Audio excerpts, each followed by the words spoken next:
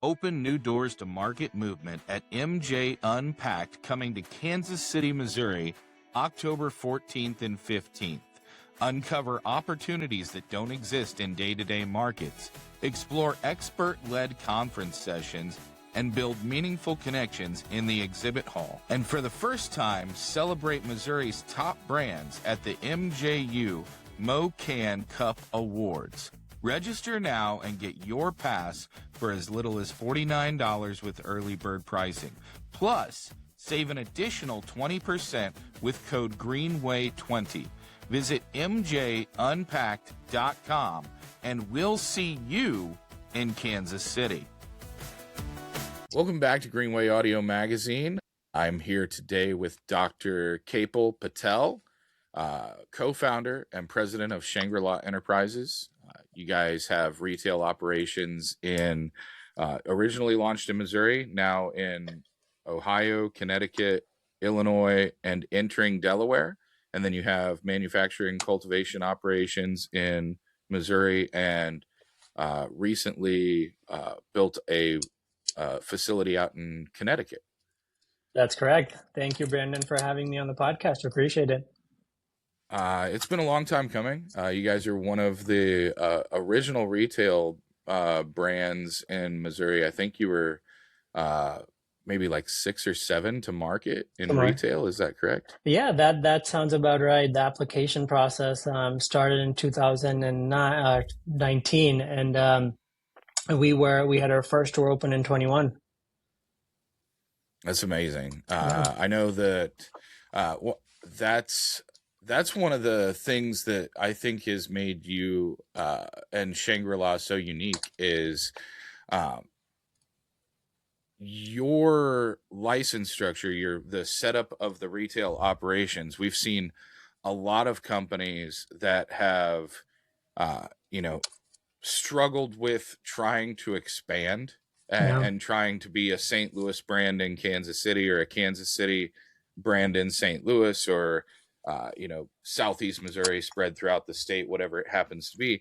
Yeah. And one of the unique things about the structure of Shangri-La for me was that the initial launch, you guys had kind of a cluster of licenses and then a few off in separate directions.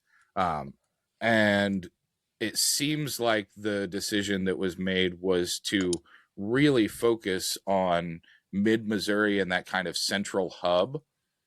And it seems to have just gone gangbusters as far as the retail strategy for that. Obviously, with expansion into 4 other states since the enactment of that, it has done exactly that, and it has performed exactly kind of as you originally intended.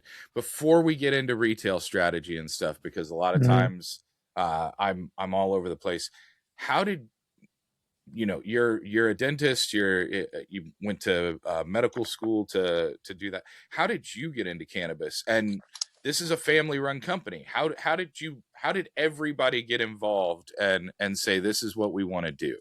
Absolutely. So it's a little bit of a long story, but we'll get started. So our family history, my brother Neville Patel, the CEO of the company, co-founder, he's the one that got the idea. We were into retail business. My dad and Neville, they were into convenience store business.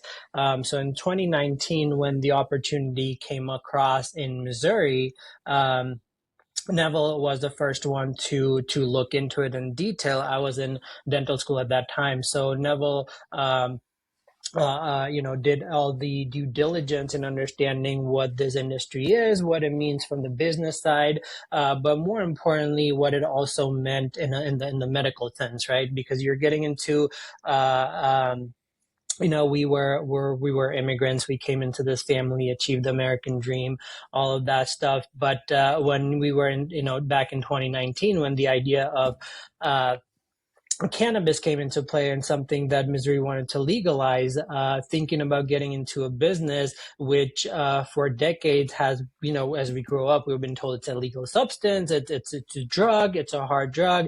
And that's what we grew up with the mentality, unfortunately. So understanding in terms of what the business meant, obviously the business side of it in terms of profitability, but more importantly, in terms of we and our family history, we generally didn't want to get into a business where we are selling something that consciously we would know that it's something that's hurting people. And cannabis, like I said, back in 2019, that's the first thought Neville had in his mind, that all right, it's a drug. That's how we grew up thinking about it. So when that opportunity came in, we more than the business side of it and understanding how the business is ran, we spent Neville spent actually majority of his time in understanding what cannabis is, reaching out to my sister-in-law. She's a physician, Neville's wife, so they had a very a deep discussion throughout first 3 months or so, every day, in terms of understanding what cannabis is, what it does to people, and more importantly the side effects of it. So I remember me being in dental school, and I'm getting a call from Neville, and him discussing the idea with me in terms of, all right, we have this new opportunity that's coming to Missouri. What are your thoughts? So initially, all of the reaction is like, it's a completely new business to get into. So the first 3 months, we all did a lot of our due diligence. We had a clear guideline from Neville. He wanted us to look into, most importantly, the side effects of cannabis. Like, what is the side effects, what it does to people, and if we are going to be getting into this business, we want to know if there's a potential to hurt. When I say hurt, I mean, if it had the potential to damage someone's life internally, in medical sense. So for the first 3 months, like I said, a lot of due diligence, a lot of time went into looking at peer reviews articles, and a lot of that research on our end to making sure what it was. And the conclusion that we came up with was that, yes, even though it's been known as a drug for many, many, many years, due to multiple reasons that we don't want to get into that, but it's not as bad as the mentality that majority of the people still have. It is a drug. It has a THC component to it. It gets you the feeling of quote unquote getting you high. But along with that, it comes with a lot of medical benefits that are usually ignored, and potentially rightfully so, because since it was Schedule 1, not a lot of research companies got to do a full research on it. So based on all of that research, we came to an understanding that, it's not a drug where even if you overdose, it's not going to kill you. It doesn't have long-term effect behind it. And the way we kind of saw it, and in 2019, we were applying for a medical license in Missouri. So the way we saw it was, getting high, the THC content of it is if you think of it in a different way, it's a side effect. Getting high is a side effect, or part of a side effect from consuming that drug. So along with getting high, there are a lot of significant medical health benefits that a person with severe, long-term disease, or severe anxiety, or many other medical condition that it can actually treat if they take the cannabis in the appropriate ratio. So just long story short, I guess, just doing all of the research, we came to an understanding that it's not something that we had originally in mind about cannabis, and then we really thought it would help people, and that's how we Neville made the decision to apply for the licenses, to do all the due diligence like we talked about, but truly then applied for the licenses. And then we were fortunate enough, all the hard work in terms of doing the application, which took about a year or so to compile those application for the retail. And we were successful in winning that. And then it's just been one state after another after that. That's amazing. One of the things that you brought up on the family side that I find so interesting is the immigrant component, because you know we have so many people in the industry that say, I grew up and my parents were staunchly opposed to cannabis, and they were, part of the they really bought into all the jargon and hoopla and stuff.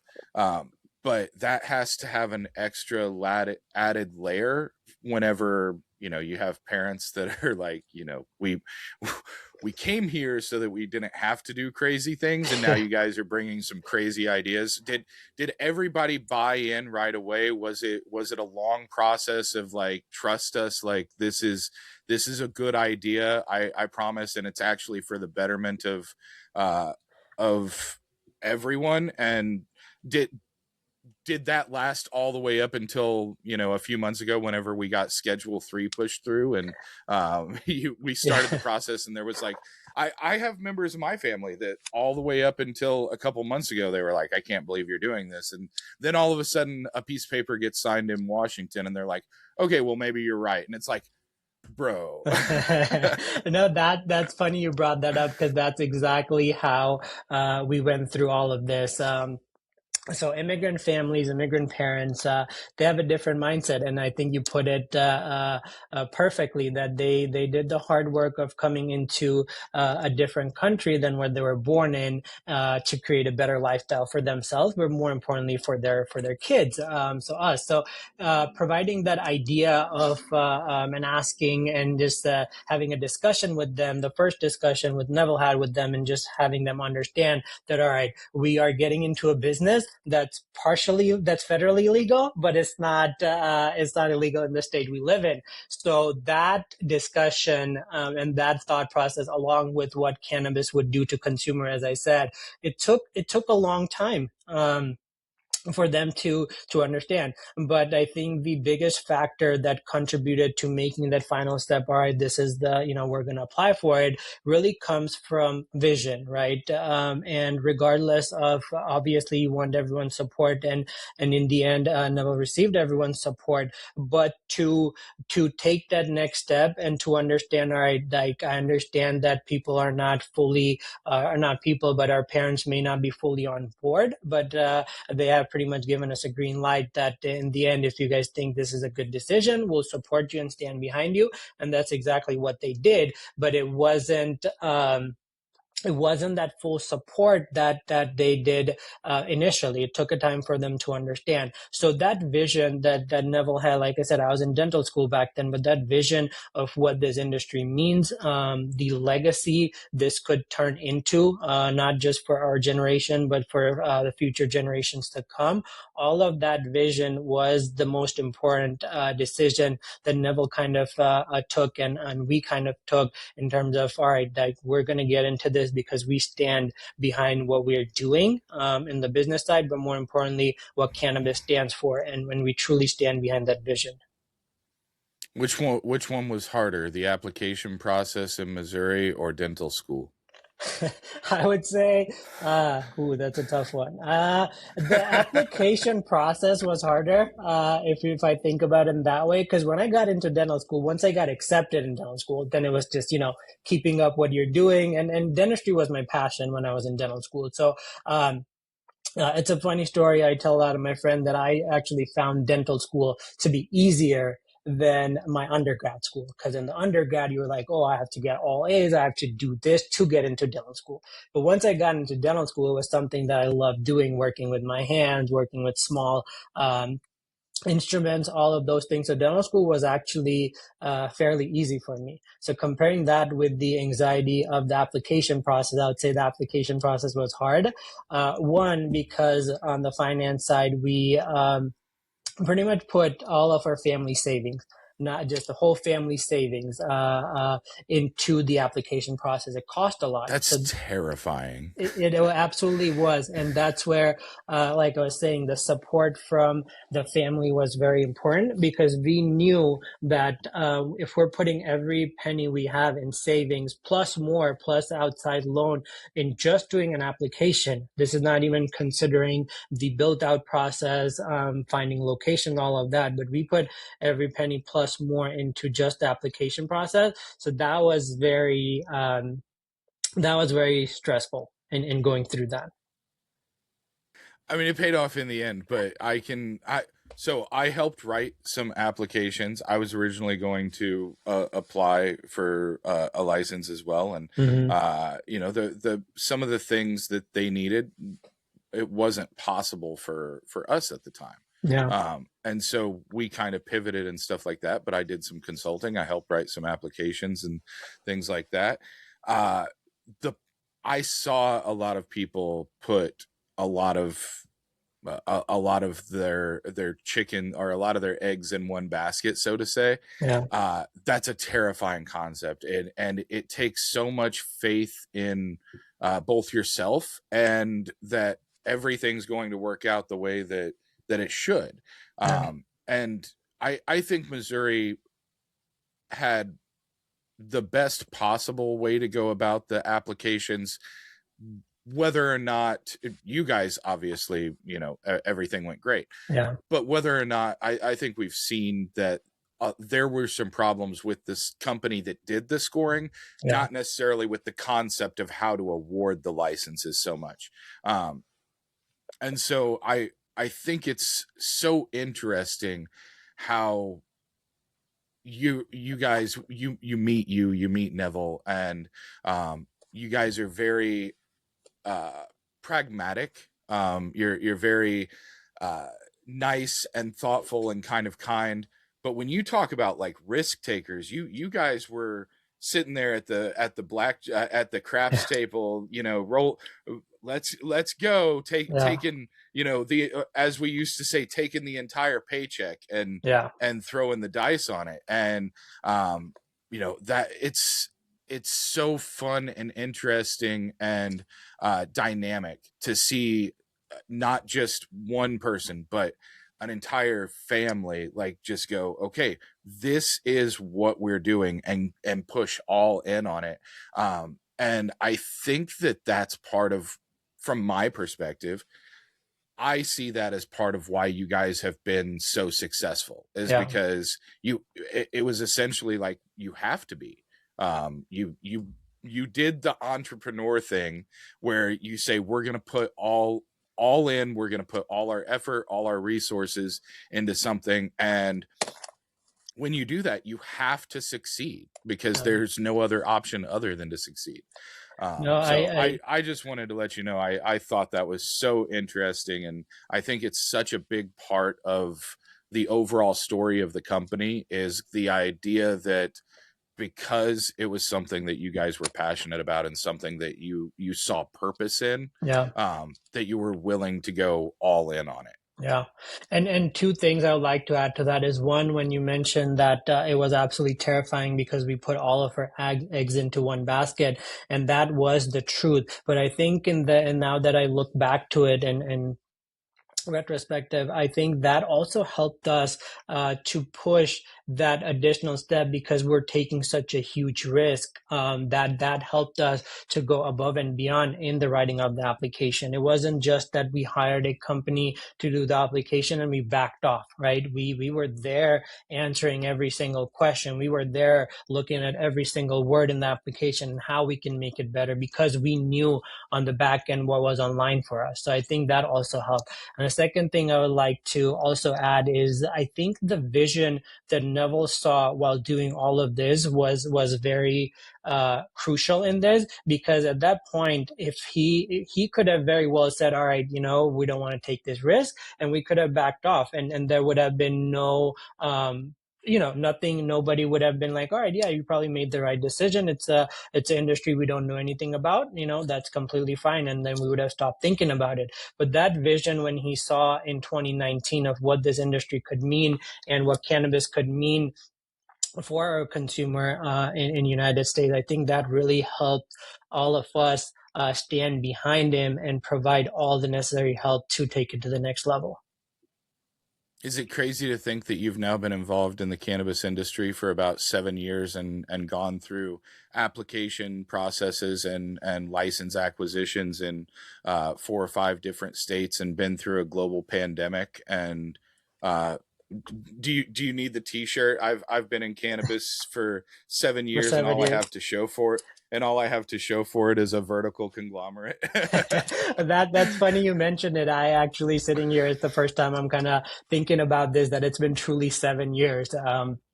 every time I thought about it, or someone would call me and ask me how long you've been, I would still be like, "Oh, we're still new in the industry." So it's funny that you mentioned it's been 7 years. It's a long time. So, but we haven't gotten to a phase where I can sit back and relax and enjoy that T-shirt you're talking about. I'm still here sitting every day. We're still here sitting every day talking about just so much going on and how to just take it to the next level. Well, that's a great segue for us to get into loop back to the original start of the conversation and get into a little bit of the details of the actual business. Yeah, Um, I just mentioned you guys have got licenses in 4 other states since you started in Missouri. Launched the first dispensaries operations in Missouri. yeah, Um, we talked about the kind of original spread and then the concentration of mid Missouri. All of your licenses in Missouri are located in Columbia and then Jeff City, right? yeah, You have 3 in 1 city, yeah. which isn't super uncommon for right. You have the three Well, in Columbia. You have the superstore, the one over on the South Side, like yeah. out by the mall. Yeah, Yeah, so not by the mall, but yeah, on the south side. So we have two in Columbia, the Superstore, which is on the highway of I-70 connecting St. Louis to Kansas. So that one's that's a wonderful, by Superstore. the way. Yeah, it's amazing. And then we have the one in South in Columbia. So we have two stores in Columbia and one in Jeff City. Okay. Um, it's about 40-minute away. Okay. Yeah, For some reason, I thought there were 3 in Jeff City. Maybe, or sorry, not yeah, and Jeff it says. City. 3 in Columbia. I don't know where I got flubbed up on that, but why the concentration in mid Missouri? Whenever so many, it seems like so many other companies want to be anywhere except mid Missouri or southeast Missouri. Why were you guys like, that's where we're going to stay? See, so I think when we're doing the application, so the first thing that comes to mind is the easiness. We live in Columbia, right? We have been we grew up in Columbia. We know ins and out of Columbia. We know the market here. So that's and it's just in the hometown. So whenever it was kind of like a mindset thing where when we're going into a new business, you want to be in that business. What think about it in 2019 when we were applying for all of these licenses. We weren't we had the vision. I had the vision to expand it, but the reality is that this is where we're going to start and this is what we have to work with. If we make this successful, then obviously the vision is there. So just having that proximity close to the hometown you're in, understanding the real estate market here, understanding that while the construction is happening, you can go there daily on site and expedite it, whether that expedition, expediting the construction and just talking to the contractor, whether that helps a 15-minute 15 days or to help open the store 15 days earlier or a month earlier. But all of that carried value when again when we were when we were coming to this new industry. So I think that was one of the reason, as well as when we were talking, a lot of the outside groups who were already part of cannabis, and when they were coming to Missouri, they had an understanding in their prior cannabis business, like what worked. They were looking at, all right, St. Louis has a heavy population, Kansas City has a heavy population. They were looking into border play. The state surrounding Missouri did not legalize cannabis. So all of that information, we knew about it, but we didn't know into the detail because we didn't have any numbers behind it. We didn't have stores in different states beforehand to understand that, all right, if we do if we open up a store on the border of Kansas, it's going to be doing good for the long term. So for multiple reasons, it just made sense to have something close to our hometown. And we were also, while talking to a lot of these different groups during the applications time, everyone focus was on these big cities, like I said, based on their past experience. So that also helped us. Like if everyone is focusing on these big cities and this different play, and if nobody's looking into the mid-Missouri market, obviously the population is there, then that may be a market that we can really capitalize on. So like combination of different things made us stick to this mid-Missouri kind of area. So because you have operations in other states, I want to I want to do that, but I wanted to pull a couple pieces out from the original stores and the original ideation of how you guys were going to approach retail and things like that. Now, Neville comes from a background in retail, Yeah. and so it seems like uh, I hope this is taken with the complementary intent that it's designed to have. Sure. It seems like whenever you walk into Shangri-La, a lot of times, once you get past the front room's always nice, but everybody knows like the front rooms pretty much anywhere are relatively similar. Yeah. Once you get past that, it seems like you're walking into some kind of weird hybrid of like traditional retail, like Abercrombie or something like that, and also almost like a clinical version of like an Apple store. Yeah. Like everything's very clean, everything's very well organized, and bright lights and things like that, but always with pops of merch and floor displays and things. And then you guys have especially in the Columbia Superstore location, you Yeah. guys have weird things too. You have like a bunch of pinball machines and things. What's the thought process behind how you're bringing little quirky things there? You do a lot of community events Yeah. at the Columbia Superstore and stuff to bring in people. There used to be ladies nights. I don't know if you guys still do those, but I know you guys had ladies nights for a long time. What's the thought process behind that, and how has that translated as you've gone into other states? Yeah, so I think the thought process behind that was to be different, right? You can see that by the name of our company, Shangri-La. Our logo, which is not cannabis related, it's a bird, and the color behind it, it's unique. Most of the cannabis companies you see has something to do with either green, the medical effects behind it, it's green and logo, some sort of a leaf, just some combination of that is what most companies out there do. So just coming into this with the new vision, and wanting to stand out. Our color scheme is different than most companies out there. Like I said, the name, our design, all of that is very different and unique. And I think that's what really, excuse me, that's what really brought people to take a look at us and see us as truly different from the rest of the cannabis market. And that's what our vision was behind creating everything. So when you're talking about the superstore, again, going back to 2019, when it was all medical, the idea and the regulation behind the medical market was just that. Whenever a patient comes to your dispensary in Missouri, and once they're past the check-in counter, most of the dispensary just have two phases in their building, right? Once you check in, you take a seat, and when the bud tenders are ready, you go to the next door, and that's where you have all your cannabis bud. You make a decision and leave.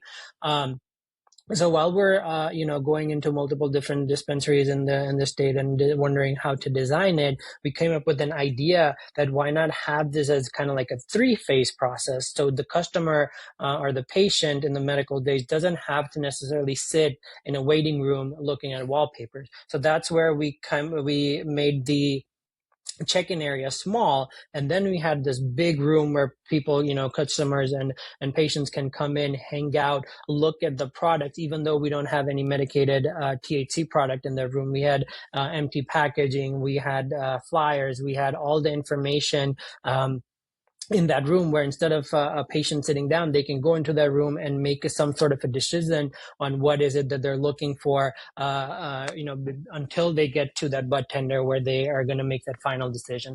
So based on that is how we kind of designed the waiting area, kind of like this cool area with different pinball machines where they can come and play, hang out, talk to other consumers, talk to our employees, get some guidance. So when they're in the final room, they don't have to waste that much time talking to bud tender. That has multiple benefits from the business perspective. You're decreasing the time with the bud tender, but really making sure that the patient is still as informative as they can be before they make that purchase. So we just kind of wanted to have this cool hangout room where people can talk, hang out, and more importantly understand what products we carry and get as much information they can on their own before they go to that one-on-one conversation.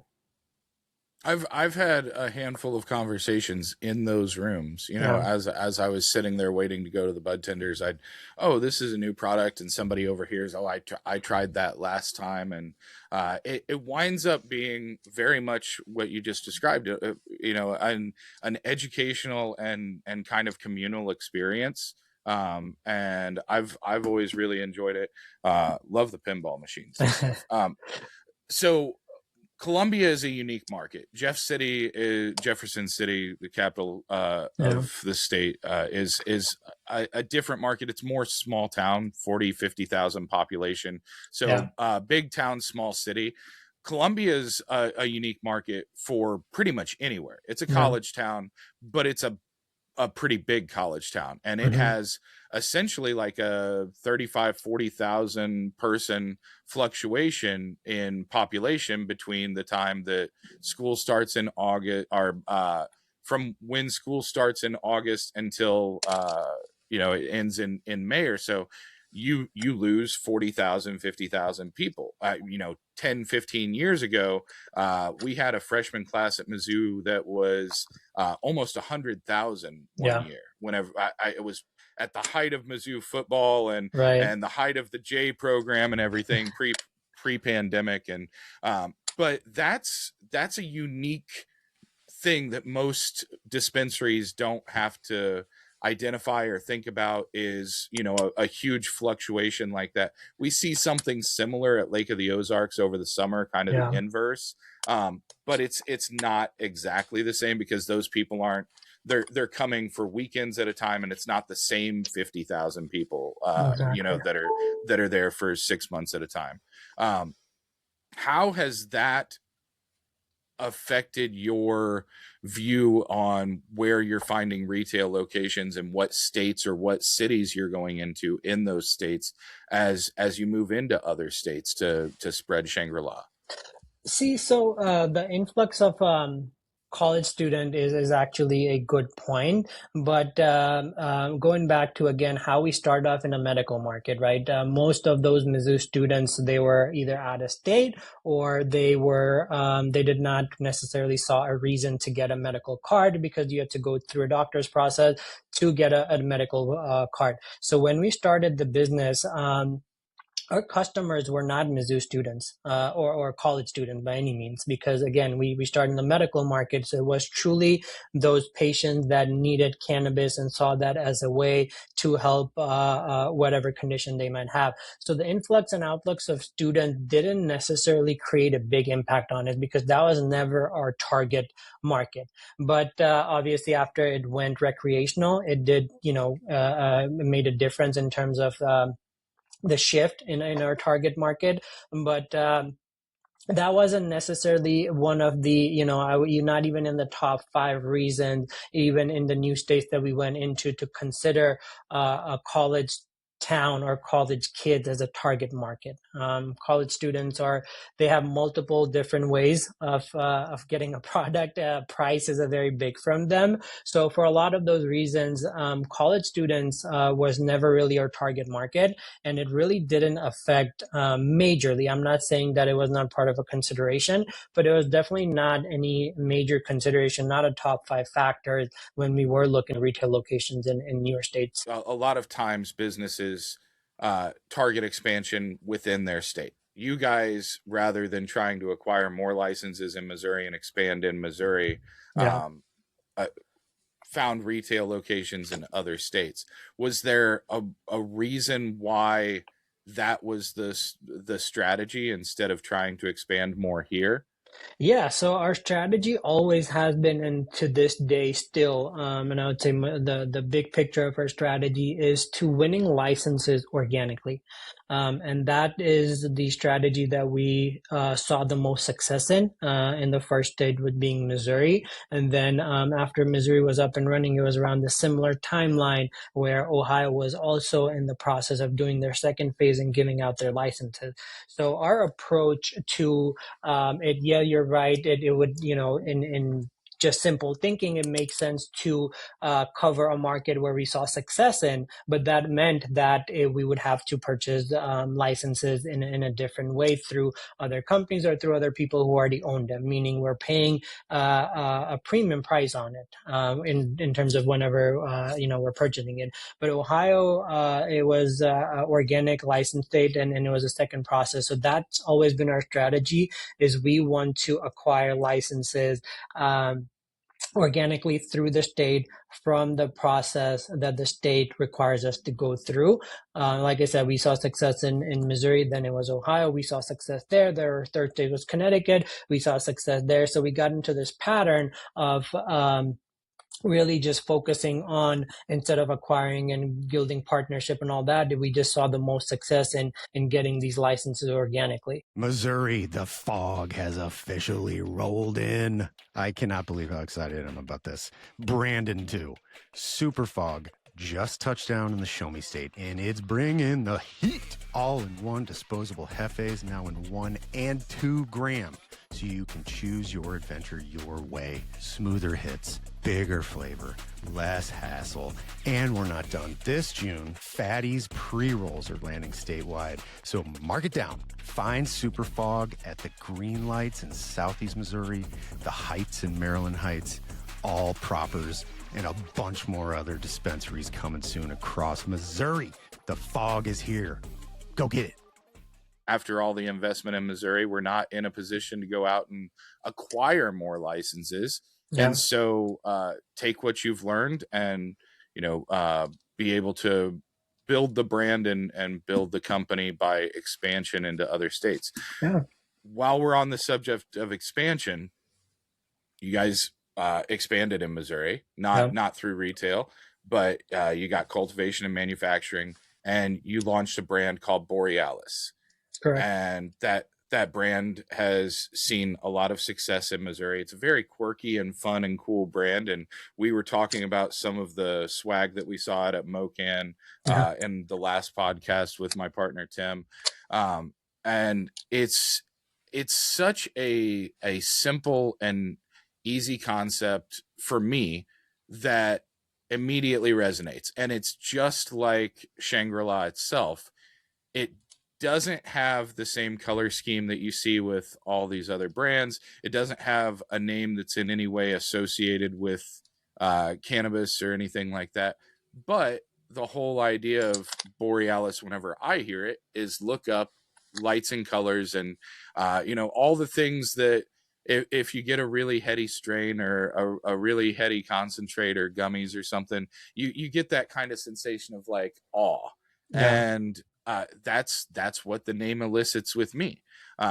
You guys have had success here. You've expanded and built a large facility out in Stanford, Connecticut. Stratford, yeah. Stratford, sorry. That's right. No. So let's talk a little bit about Borealis. Let's talk about where the ideation of the name came from, because obviously I'm just making things up and telling you what it elicits from me. That doesn't necessarily mean that that's your thought process. And let's talk about the expansion both here and in Connecticut, if that's okay. Yeah, of course. So yeah, that you're exactly right. Similar thought process in how Borealis originated. We wanted to stay away from the common green theme, the common names associated with leaf and all of those things. So we wanted to somewhat tie to the Shangri-La brand, which, Shangri-La is like this mythical place. It's this out of this world experience. And doing some research, although Borealis, the Northern Lights, is not a mythical place, it's a real thing, but that still gives a consumer the feeling that you exactly described. It's this out of this world kind of experience. It's like this once in a lifetime experience where you get to enjoy these kind of like Northern Lights. And that's kind of we wanted to make it a lifestyle. We want to make this a lifestyle for the people who appreciates the finer things in life, such as the Northern Lights. It's a very unique natural experience that happens in nature in certain parts of the world, and that's kind of like combining those visions together. It's how we created this Borealis cannabis, which we wanted our consumers to get that out of this world experience, get this not necessarily once in a lifetime, but have that feeling that they're being part of this lifestyle that Borealis represents. So something that brings wonder, and it's kind of aspirational and inspirational is kind of the vibe. I will say, you mentioned a few times out of this world. One of my favorite parts about Borealis is that it elicits that sense of like sky and wonder and space and stuff like that, without going into the whole space thing, because time and time again we see that's like the second trope in cannabis right now is it's either green and leafy or it's a spaceman and an astronaut. And we have I think 5 brands in Missouri alone that are some form of spaceman and astronaut and stuff like that. So I love that you guys didn't go all the way with that approach. The success in Missouri seems to have been very good. It also seems to have been a huge boost to have your own in-house brand at retail and things like that. The facility that was built in Connecticut is beautiful. It's very large. And the price tag on it, whenever I found out, was a bit staggering, to be honest. The investment that I won't say the number out loud. You're welcome to say, but the investment into that facility is more than a month of sales for the entire state in Connecticut. Absolutely. And that's a market that's probably never going to be $1 billion a year market.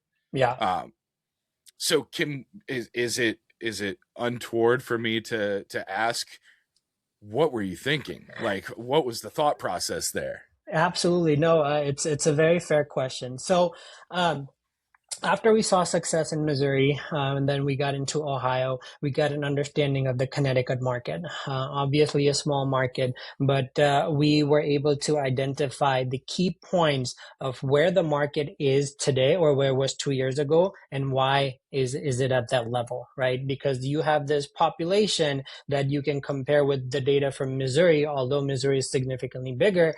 You have that number from your stores, understanding how much consumers are purchasing, just an average number. So going into Connecticut, our strategy was, and what we learned were a few different things. One is, unfortunately, consumers, because the pricing is significantly so high, it used to be very high in Connecticut, where consumers are crossing state borders to get the product they need. From next states. That's a one problem we identified. The second biggest problem was also the variety of the products. The consumer just did not have, and still to this day, they don't have the SKUs that they could very well go into a Connecticut stores and get everything that they're looking for, whether it's concentrate or gummies or vape, just everything in general. So for those reasons, we really thought, and we still stand behind that vision, that we still not have opened up the Connecticut market to its full potential. And the price tag that comes with the facility is obviously, north of 30 million. It's, as you said, it's a very, very huge price tag, but we also wanted to give the consumers of Connecticut an experience that no other brand is able to provide until now. We wanted to replicate how the Missouri market is. And when I say Missouri market, I mean in terms of pricing, as well as in terms of all the quality products they can get at a rate that makes sense to them, right? So for both of those reasons, we had to get and create a facility that stands out. So it's a fully indoor facility with truly state-of-the-art equipment, whether it's from grinding to packaging to the rhythm software to making sure the plant health has multiple different arrays of sensors going into it to understand what the plant's looking for. So to make all of that a reality and truly provide the consumers of Connecticut a product that they can be happily purchasing at the right price so they don't have to cross the state border is what our vision was behind that price tag. And to achieve that vision is why that price tag came where it came out to be, because we didn't want to cut any corners. We truly wanted to provide that experience in Connecticut for those consumers. So just looking at it, sitting here, if you're just doing simple math in terms of understanding where all the states market are, and if you just do simple, analysis, is 30 million plus facility worth it in Connecticut? The short answer may be, the investment could be better somewhere else, possibly. But the vision is not where the market is today, right? The vision is where the market's going to be 2 years from now, 5 years from now, and 10 years from now. And that's the vision we still stand behind for the consumers of Connecticut, and being able to provide what they can be truly happy with, and an exceptional product on the shelf with a wide variety of products. So like I said, to achieve all of those things, that's where the price tag came out, where it came out. We could have obviously, just like other companies, decided to do just a simple grow where we're producing, decent quality products at reasonable price. But again, the results and everything we saw in Missouri is that to have a longing product, or to have a multi-state cannabis product, you truly have to go above and beyond. It's not like you guys went into Connecticut and you have one retail and you built this massive location. You have 4 retail locations in Connecticut. You have 6 in Ohio, I think. Yeah. And so it sounds like, Connecticut doesn't, every state has crazy rules. Kentucky has rules where you're not allowed to be vertical. Yep. Florida has rules where you have to be vertical. Yeah. It seems like your strategy at this point and the investment into the Connecticut market is because the long term, not just the growth, but the investment into your own retail locations and being able to have product control. And we've seen issues with reciprocity in Missouri. We've seen issues in other markets with reciprocity. It kind of, maybe, I don't know whether that was part of the thought process originally, but it kind of seems like you've insulated yourselves to some degree from any kind of, not market competition, but having to worry about how many shelves you're going to be on in a market like that, because at the end of the day, you always have your own supply and you always have your own stream. And I think that's one of the things that in the cannabis industry as a whole, we see the good and the bad of verticals, but what we don't see a lot of times is the 10-year, the 5 or 10-year investment into a state or into its community. A lot of, not necessarily cannabis companies, but a lot of cannabis investment is very short-sighted, especially when you get into VCs and things like that. We've seen it with companies in this market. We've seen it with companies in Michigan and Oklahoma over the last couple of years, where people are just bailing out because it's not what they expected it to be, or because they're encountering problems. And to your original point, you're not going in places and trying to buy up licenses. You're going in and creating your own licenses, essentially. I don't know that there was a question in there other than for me to just be very complimentary of how I see what you guys have built and how it comes across to me. But I love the idea of controlling your own product in your locations and being able to have that crossover. Okay.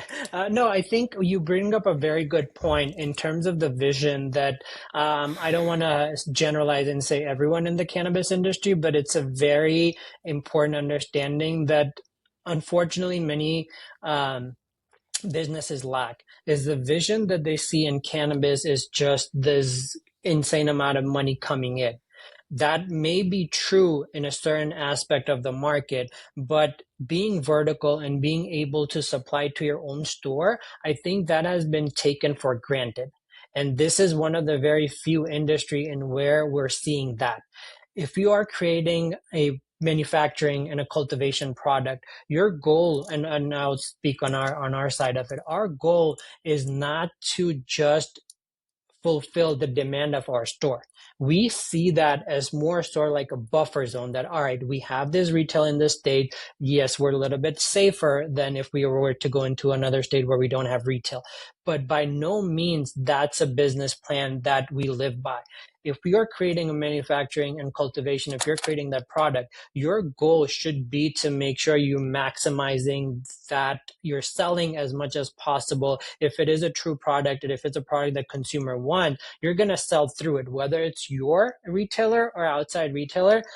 We don't consider that as an added, like we don't consider that as part of our business plan. Like I said, that's a buffer zone. We have our retails in Connecticut. We have it retailed in Missouri. That's just a buffer zone that, all right, we'll be able to put this product on our shelf.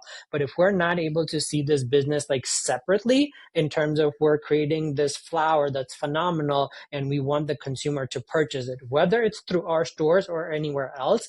And that's the vision we go in with any state is we don't want to take being vertical for granted. If we are creating a separate business, a manufacturing business, if we're creating vapes, if we're creating gummies, we want to make sure the consumer really asks for those gummies, whether they ask it at our Shangri-La store or any other store. We want to make sure that the consumers are happy with that product.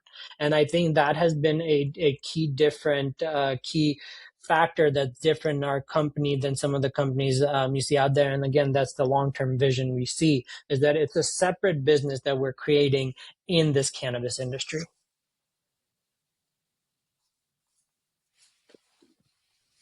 You guys had your first harvest a few months ago, is that right? We had our first harvest last month. We are in the process of getting it tested, and then hopefully it'll be in the market very shortly. Okay. So how do you build, obviously having your own retail locations allows for the ability to have shelf placement and things like that.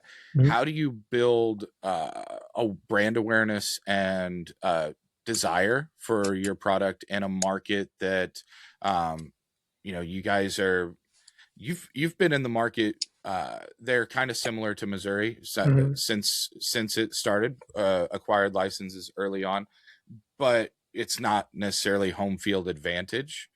So how do you create desire and brand recognition for a brand that is not key for Wana or something like that whenever you're coming into a state like you've been in a state, but the brand is new to Connecticut and your cultivation is new. Yeah. And I mean, that's the hardest part. So our vision and what we see behind Borealis is, yes, we have all these national competitors we're competing against. We have local Connecticut businesses that are in the cannabis industry that we're competing against. But I think at the end of the day, we are going to be truly set apart with the quality of the product we provide, our pricing associated with it, and the experience that consumer gets. Because the end of the day, a flower from a consumer doesn't necessarily care how you got that flower, right? They don't care about the amount of money you spend at the facility. All they care about is two things, right? If there's the pricing, does that make sense?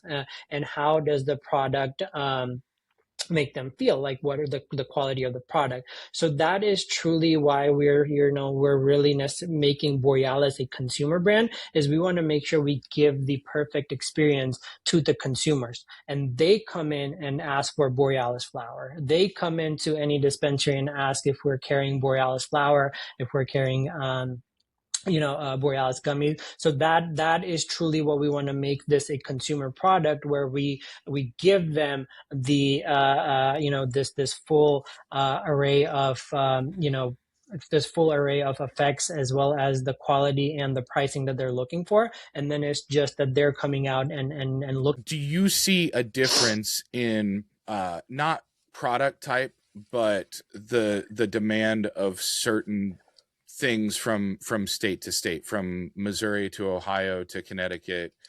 Do you see a difference in what types of flower or what types of gummies that people are buying, because I'm a person that whenever I buy flower, I'm not worried about THC percentage. I'm Yeah. worried about cannabinoid profile and terpene profile and things like that.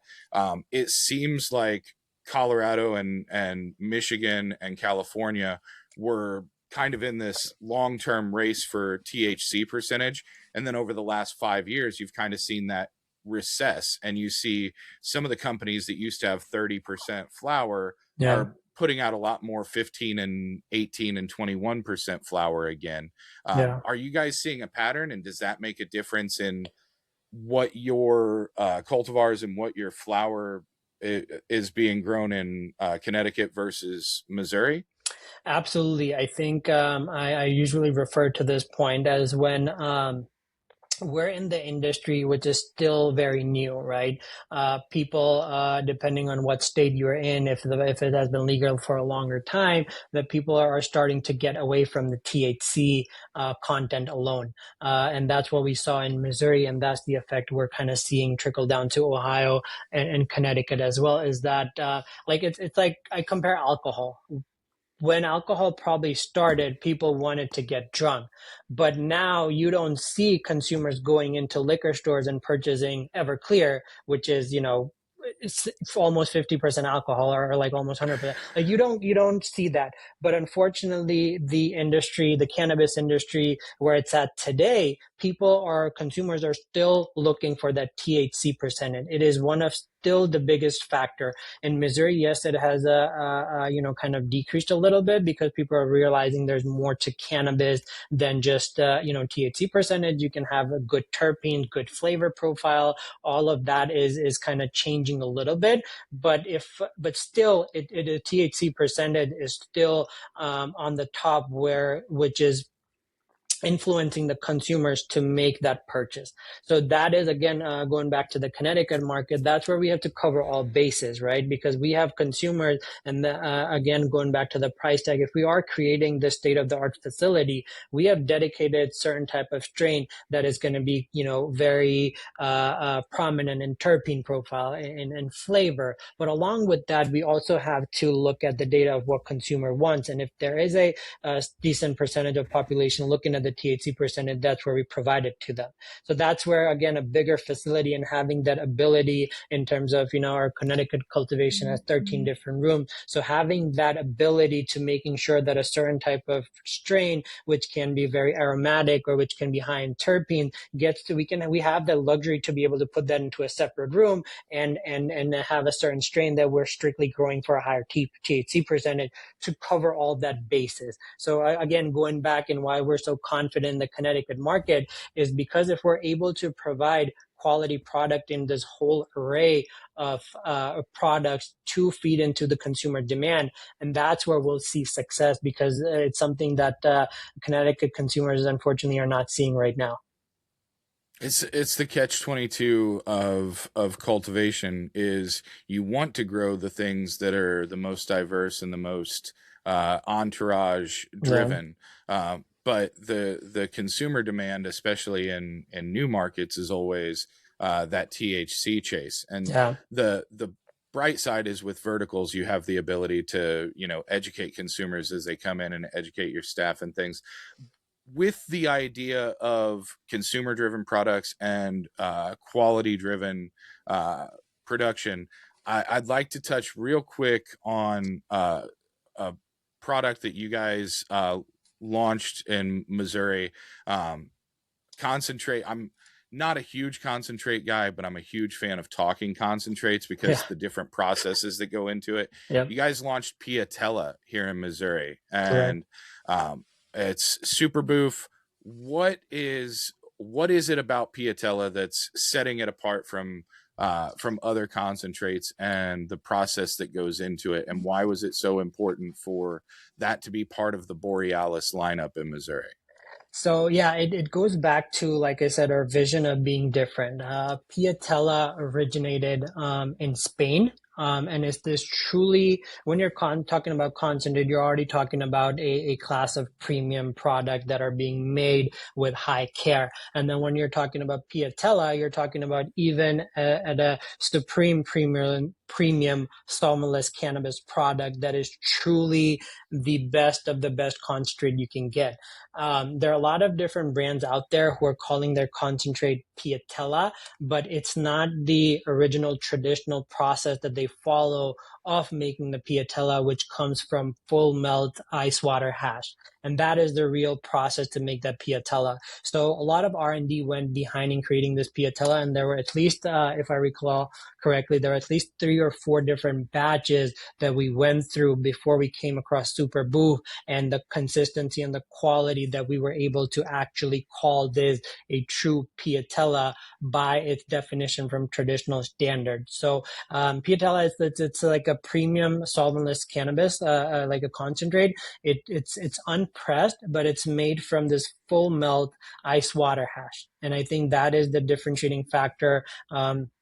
In compared to other concentrate, and it has a specific time frame that it needs to be aged and cured to allow the rosin inside it to be developed in that soft buttery kind of texture where you can just slice it with a knife like a true butter.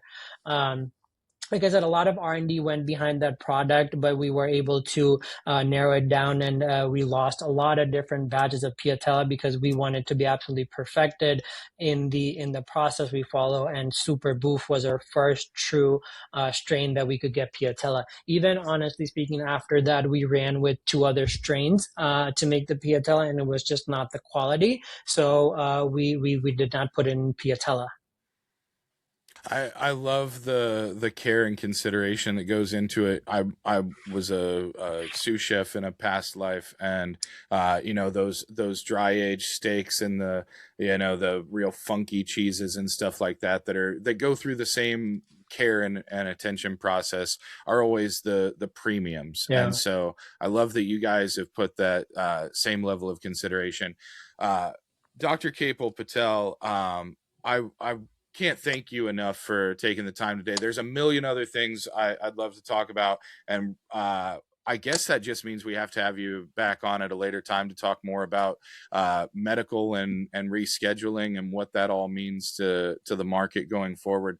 But thank you so much for your time and letting me run over a little bit today. And just a big fan of what you guys have built, and can't wait to see what happens next.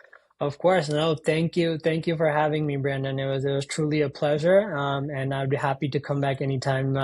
Now with 6 locations across the St. Louis area, Kind Goods makes it easier than ever to shop locally for quality cannabis. This locally owned deli-style dispensary offers premium flower, personalized service, and one of the largest deli-style selections in Missouri. Visit Kind Goods in Fenton, Manchester, St. Peter's, Soulard, On the Hill, or in Maryland Heights. Same standards, same care, now with more locations near you. Learn more or find your closest store at thekindgoods.com.